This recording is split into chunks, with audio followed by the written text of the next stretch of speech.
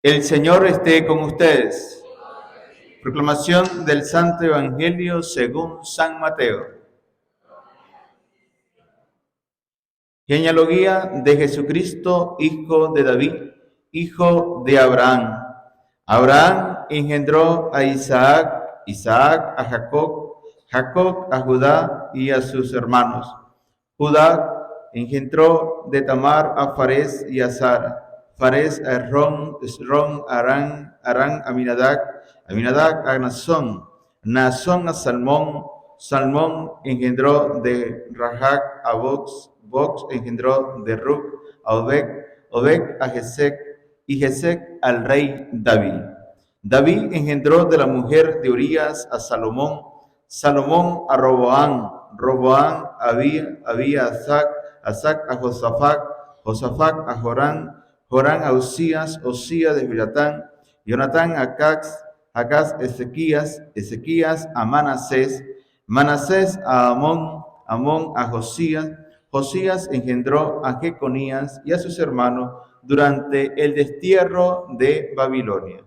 Después del destierro en Babilonia, Jeconías engendró a Salatiel, Salatiel a Zorobabel, Zorobabel a Abiud, Eliaquín a Azor a Sadoc, Sadoc a Equín a Eliud, Eliud a Eleazar a Matán, Matán a Jacob, y Jacob engendró a José, el esposo de María, de la cual nació Jesús llamado el Cristo. De modo que el total de generaciones desde Abraham hasta David es de 14. Desde David hasta la deportación a Babilonia es de 14.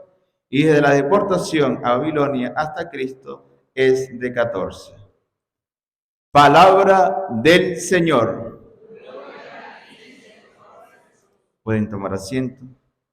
Hoy la palabra de Dios nos presenta las generaciones.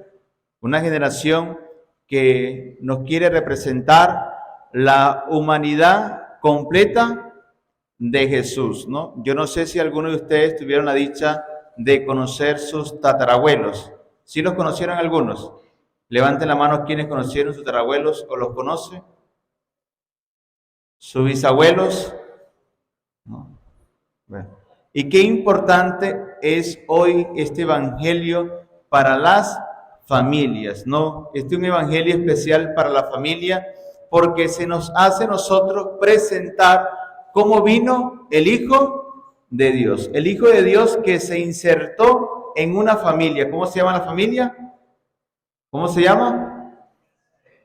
De Nazaret. ¿Pero cómo son los nombres? José y María. Esto no pasa por la lógica humana. La lógica humana nos dice a nosotros que simplemente decimos es hijo de Dios, es hijo de Dios, pero participa 100% hombre y 100% Dios. Pero en esa deportación de Babilonia nosotros nos encontramos personajes, ¿no? Humanos, igualmente que Jesús, como nosotros. Es decir, Dios se quiso insertar en la historia humana de las alegrías, de los problemas, de las enfermedades. Dios se quiso ver incluso rodeado del pecado, mas no participar del pecado, ¿no? Sí se hace entender, ¿no? Jesús que vino al mundo, conoció y vio a su alrededor lo que hacía los efectos del pecado, mas no participó nunca del pecado porque es hijo de Dios. Y a él llegar a la familia quiso liberarnos de un yugo pesado y quiso hacerse pobre por medio de la humildad, llenar las familias del amor. Pero para que las familias se llenen del amor y nosotros llenar nuestras familias del amor, ¿qué tenemos que hacer? ¿Qué tenemos que hacer? Hacer plata. ¿Qué tenemos que hacer? Están como dormidos todavía. Vamos a tener que poner un día esto café ante la misa, ¿verdad? ¿Qué se hizo?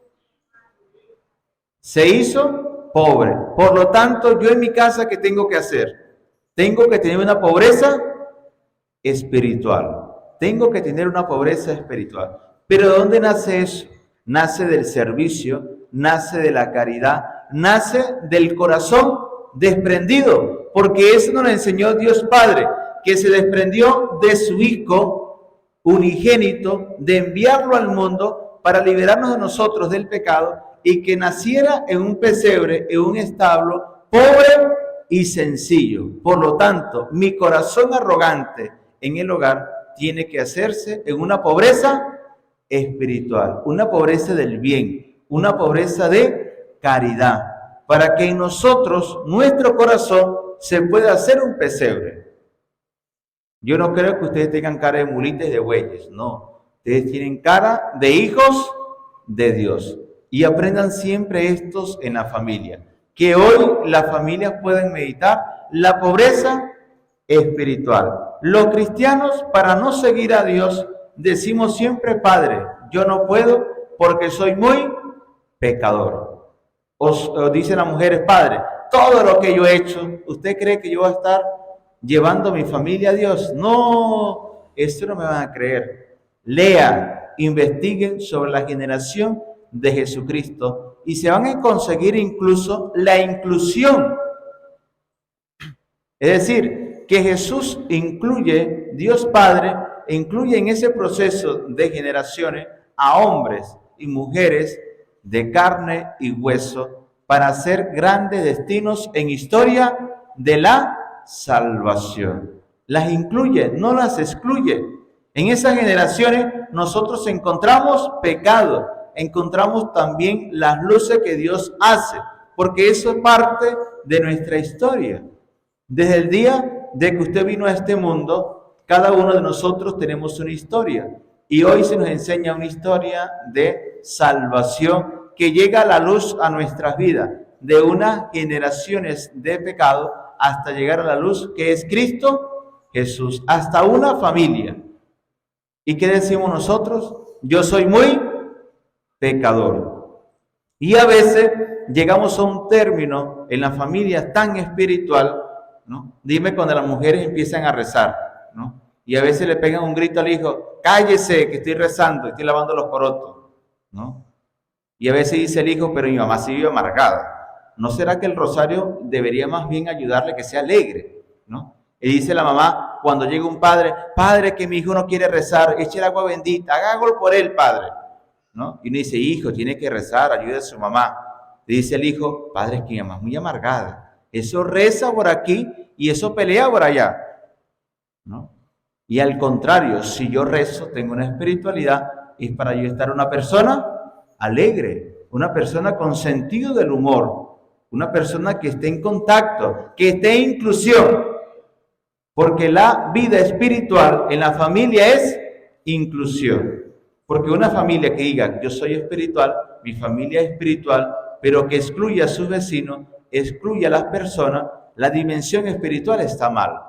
Porque la historia de salvación, hoy que nos encontramos una historia que es inclusión. Dios Padre que incluye a la familia, que toma hombres como nosotros para que hagan un papel importante. Con esto, no es que nosotros vamos a hacer el pecado relativo, de que dijo, no, el Padre dijo que las familias podían tener pecado y que no importaba. No, eso lo vamos a tener nosotros siempre, de que todos somos pecadores.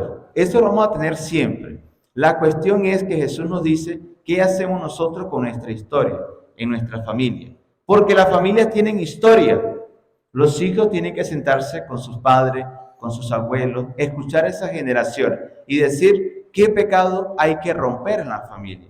Yo conozco una familia, porque esto es importante hacerlo. En la historia de salvación de nuestra familia se tiene que hacer eso.